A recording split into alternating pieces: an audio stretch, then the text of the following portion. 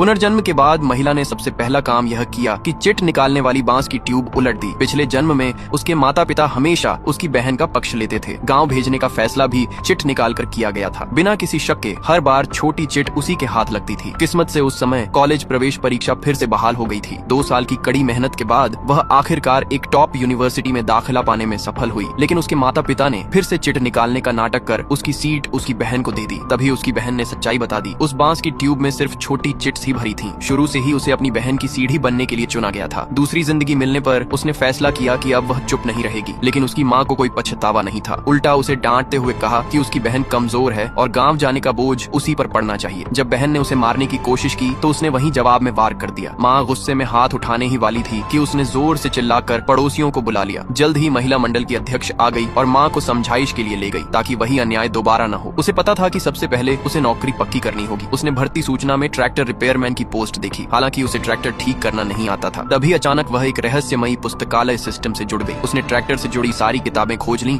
और 1 सेकंड में पूरा ज्ञान हासिल कर लिया। वह इंटरव्यू में पास हो गई। लेकिन फैक्ट्री में सिर्फ एक ही पद खाली था। उसी समय एक ट्रैक्टर अचानक खराब हो गया। वह आगे बढ़ी और कुछ ही मिनटों में ट्रैक्टर ठीक कर दिया। अपनी असली काबिलियत से उसने वही नौकरी हासिल कर ली। नौकरी मिलते ही उसने सबसे पहले अपना घर का रजिस्ट्रेशन फैक्ट्री में ट्रांसफर कराया और अपनी बहन का नाम गांव भेजने की लिस्ट में दर्ज करा दिया। इस बार वह चाहती थी कि दर्द उसकी बहन झेले। अगले ही दिन नोटिस घर पहुंचा। सच जानकर बहन गुस्से से तमतमाती हुई एक आदमी के पास गई और उसे उकसाया कि वह महिला को गांव चलने के लिए फंसाए। पिछले जन्म में यही आदमी नायक बनकर उसकी बहन की मदद करता था और उसी ने उसकी यूनिवर्सिटी सीट छीनने में हाथ बटाया था। जब उसने उसे बहन के साथ देखा तभी सच्चाई समझ आई थी। इस बार उसने उसे जोरदार थप्पड़ मारा और बिना पीछे देखे फैक्ट्री लौट गई। जब उसके बॉयफ्रेंड को पता चला कि वह स्थायी कर्मचारी बन चुकी है तो उसने अपने माता पिता के साथ मिलकर उसकी नौकरी छीनने की साजिश रच ली। लेकिन उन्हें क्या पता था कि वह इसी पल का इंतजार कर रही थी। उसने बाहर से सहमति जता दी। उसी समय फैक्ट्री से फोन आया। कुछ मशीनें खराब हो गई थी। हैरानी की बात यह थी कि वे सैन्य उपकरण थे। उस आदमी ने अपने पद का इस्तेमाल कर